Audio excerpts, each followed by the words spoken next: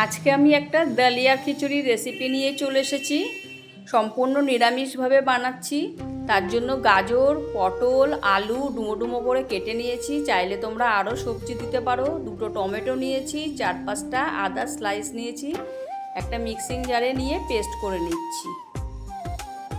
Pressure কুকারে রান্নাটা করব বলে 2 টেবিল চামচ সর্ষের তেল দিয়ে জিরে, তেজপাতা, শুকনো লঙ্কা ফোড়নে দিয়ে দিচ্ছি। তারপর ফোড়ন থেকে একটা গন্ধ আসলে কেটে রাখা সবজিগুলো দিয়ে দিলাম। কেটে রাখা সবজিগুলো ভালো করে নেড়ে চেড়ে ভেজে নিচ্ছি।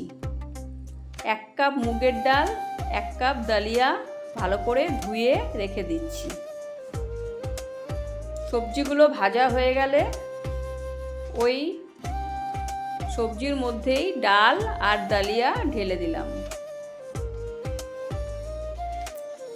নিচ্ছি 1 চামচ হলুদের গুঁড়ো, 1 চামচ ড্রাই রোস্ট করে রাখা ধনে জিরে গুঁড়ো, 1 চামচ লাল লঙ্কার গুঁড়ো। একটু মিষ্টি হবে যেহেতু নিরামিষ খাবার, সেই জন্য জাগেরি পাউডার দিলাম 2 টেবিল চামচ। নুন দিচ্ছি স্বাদ মতন। ভালো করে মশলা, ডাল, সবজিগুলো নেড়ে চেড়ে কষিয়ে নিচ্ছি। ভালো করে কষানো হয়ে গেলে উষ্ণ গরম জল ঢেলে দিচ্ছি।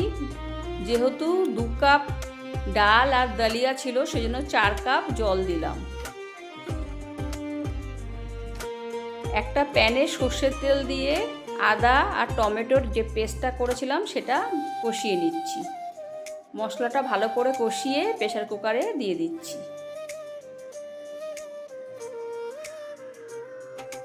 খুব ইজি রেসিপি, ভালো একটা হেলদি লাঞ্চ। দিলাম 1 টেবিল চামচ গরম মশলা, কুচিয়ে রাখা ধনেপাতা, দিচ্ছি 3টে চিড়ে রাখা কাঁচা লঙ্কা।